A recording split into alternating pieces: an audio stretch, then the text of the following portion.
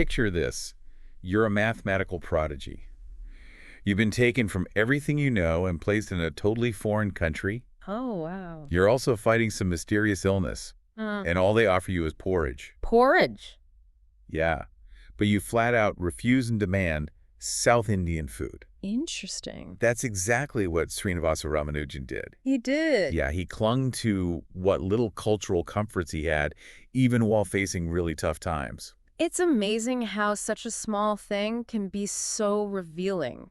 Isn't it? It hints at this really complex personality. Right. Deep connection to his roots. Yes. And maybe even gives us a little look into the struggles that might have been tied to his genius. Yeah, and that's what we're going to be exploring today on the Mad Genius Thesis. I'm excited. Where we unpack the connection between creativity and mental illness. Always a fascinating topic. It is, and today we're taking a deep dive into the life of Ramanujan. A self-taught mathematical prodigy from India. Exactly. Who made groundbreaking contributions to number theory. It's incredible. His story is one of incredible highs and lows. Absolutely. A real journey that takes us from the streets of Madras all the way to Cambridge University. Ramanujan's journey started in a small town in South India. Okay. And his obsession with math started really young. I can only imagine. And get this, it was all fueled by one textbook. One textbook. Yeah. Wow. It was filled with theorems, but get this, no proofs. No proofs. I know. So picture young Ramanujan poring over these theorems,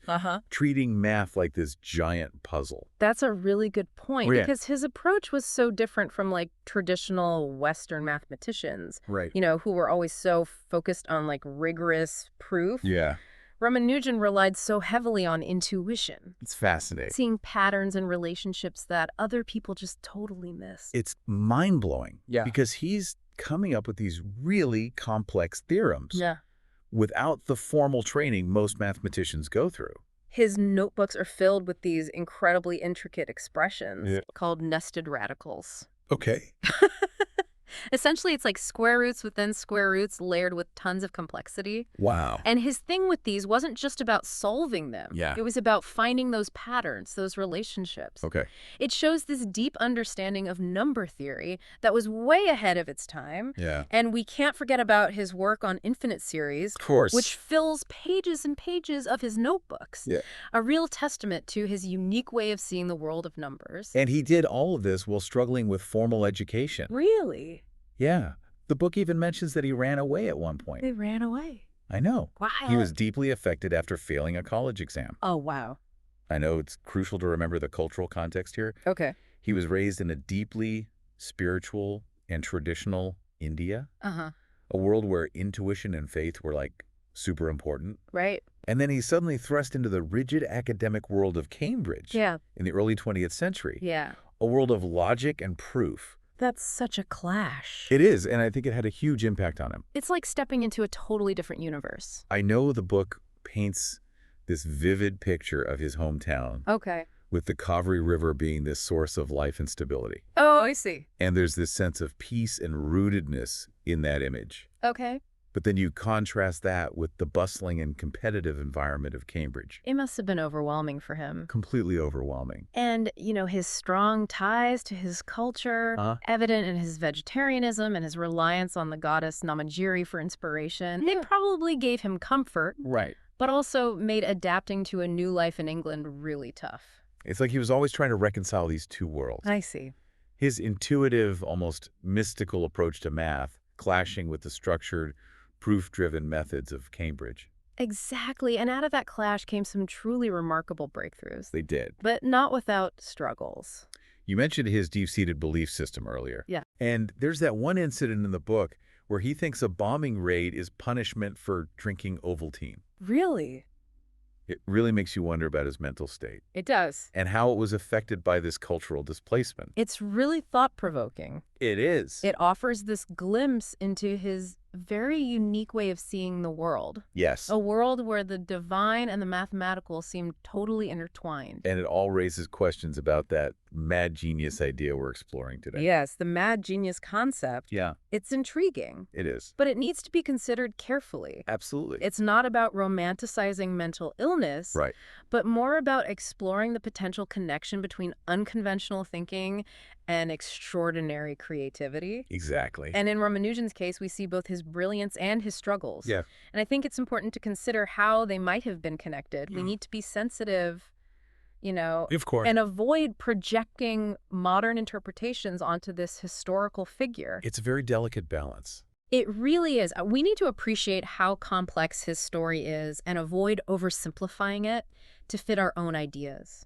So let's delve even deeper into Ramanujan's journey. Okay. From his unconventional mathematical methods to his groundbreaking collaboration with G.H. Hardy at Cambridge. That's where things get even more interesting. They do. I can't wait. Me neither. We left off with Ramanujan about to embark on this life-changing trip to England. Yeah, after years of working by himself in India, Right. he finally found someone who understood him in G.H. Hardy, Yeah. a leading mathematician at Cambridge University. It's like a movie. It is. You have this unknown clerk from India Right? sending a letter filled with all these bizarre-looking formulas Yeah. to this world-renowned mathematician. I know. What was Hardy's first reaction? Well, at first he was skeptical. I bet. He actually even talked to his colleague J.E. Littlewood Oh, really? to see if they could make sense of them. I can imagine them just like scratching their heads, Right? trying to decipher these unconventional equations. But as they dug deeper, they started to see the genius in Ramanujan's work. I see. They realized that they were dealing with someone really exceptional. So they invited him to Cambridge. Yeah, they did. Wow. It was a bold move for sure. It was. Recognizing Ramanujan's potential, even though he didn't have formal qualifications, Yeah. they saw something special. What a turning point for Ramanujan. It was. But imagine leaving everything you know behind, family, your culture. It must have been so daunting. It must have been. But it was a leap of faith driven by his passion for math. But I'm sure it wasn't easy. No, it wasn't. He had to adapt to a whole new way of life, Yeah. new climate, Uh-huh. and this way more rigorous and formal way of approaching math. Did he fight back against that new way of doing things? Not at all, actually. You didn't. He was so eager to learn and work with Hardy and Littlewood, Okay. but he never let go of his own unique methods and intuition.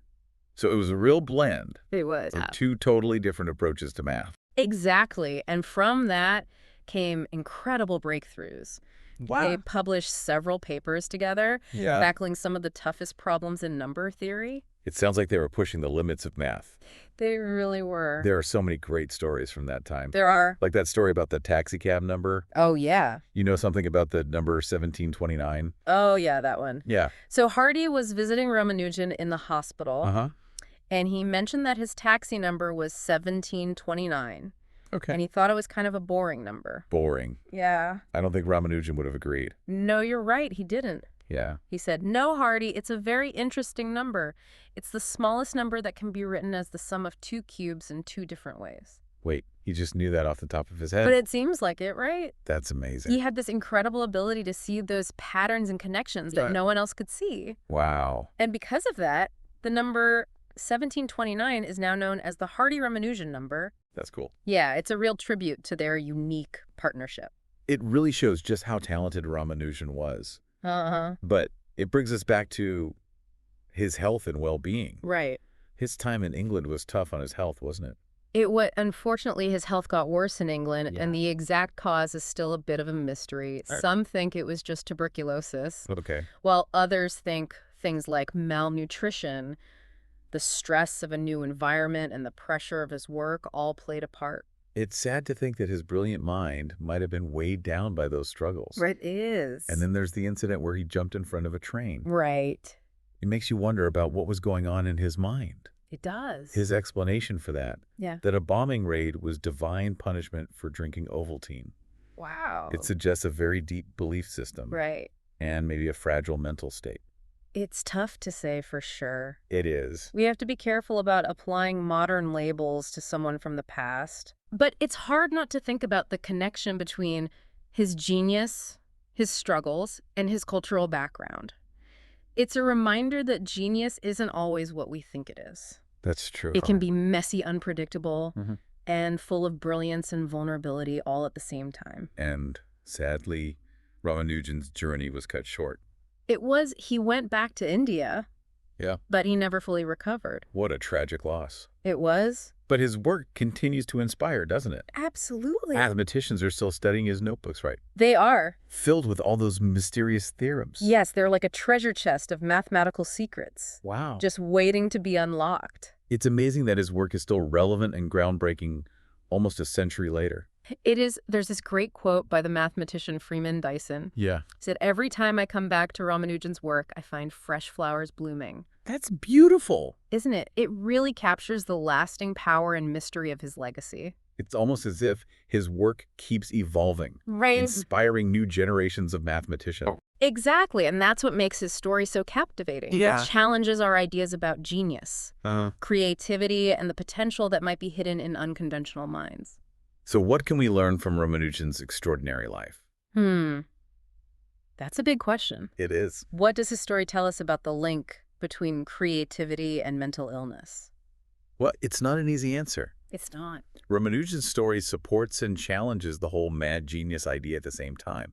It does. How so? Well, on one hand, his genius was definitely different. Okay. It blossomed outside the traditional academic setting. Yeah. His deep intuition and unique way of seeing patterns suggests a mind that worked differently, Yeah. maybe even on a completely different level. And on the other hand, His struggles with illness, both physical and mental, can't be ignored. of course. It's important to acknowledge that his genius might have been connected to these challenges. Yeah. And we can't romanticize the idea that suffering always fuels creativity. Right. So it's a complex story that doesn't fit neatly into any category. Right. Exactly. And I think that's the key takeaway here. Okay. Ramanujan's story reminds us to approach this mad genius idea carefully, Right. recognizing the person behind the label and avoiding easy explanations. It's a story that makes us ask deeper questions It does. about the nature of genius, the role of culture, and how complex the human mind really is. Absolutely. It's really amazing how even today, Ramanujan's story still fascinates us. It really is like he embodies that triumph of the human spirit, that Yeah. ability to achieve great things, even when facing huge obstacles. And his impact on math is just undeniable. Absolutely. His work, which people used to dismiss as too out there, Right. is now seen as fundamental to so many areas of number theory. It's incredible. It really is. He opened up these whole new paths of exploration. Yeah. And mathematicians today are still trying to wrap their heads around what his theorems really mean. His notebooks with all those mysterious formulas, Yes. they're like a Rosetta Stone for mathematicians, That's a great way to put it. isn't it? Each page is like a puzzle, Yeah. a challenge to decode and understand. And as we solve those puzzles, Yes. we get these glimpses into how his mind worked Exactly. and the nature of math itself. It's like he left us a map to a hidden world of mathematical wonders. It really is. And that's what makes his legacy so powerful. It's not just about the theorems he proved. Right. It's about how he thought, Yeah. how he sought patterns and connections that everyone else missed. He redefined what it means to be a mathematician. He really did. And by doing that, Yeah. he expanded how we think about human potential. Exactly. He showed us that brilliance can come from anywhere. Yeah. And that unconventional thinking can lead to groundbreaking discoveries. His story reminds us to never underestimate the power of the human mind. Absolutely, even when facing adversity. Ramanujan's life was all about resilience, It was. determination, Yeah. and the pursuit of knowledge no matter what. Even when facing illness and being so far from his culture, he never gave up on his love for math. And that's a powerful message for everyone. It is. No matter the challenges we face, Yeah, we should never stop exploring, learning, and pushing the boundaries of what's possible. I completely agree. Ramanujan's story is an inspiration for anyone who dares to think differently Yes. and to challenge the norm. Well, I think we've covered a lot today. We have. We've explored Ramanujan's unique journey. His incredible mathematical insights Yeah. and the whole mad genius concept. It's been a fascinating discussion. It has. Ramanujan's life and work give us so much to think about. They do. And I'm sure we'll be talking about him for years to come. I'm sure we will. And for our listeners, Yes. if you're intrigued by Ramanujan's story, Uh-huh. we encourage you to dive deeper into his world. There are so many resources out there. There are books, articles, documentaries that all explore his life and legacy. And as you learn more about his work, Yes. remember to approach it with a sense of wonder and curiosity. Let his way of thinking challenge your ideas about math Okay. and what it means to be a genius. Ramanujan's story is a reminder that the pursuit of knowledge is a lifelong adventure, It is. and there's always something new to discover. Always. So keep exploring, keep asking questions, and never stop being amazed by the infinite possibilities of the human mind. Beautifully said. And with that, we want to thank you for joining us on this episode of the Mad Genius Thesis. We hope you enjoyed this deep dive into the life and legacy of Srinivasa Ramanujan. The man who knew infinity.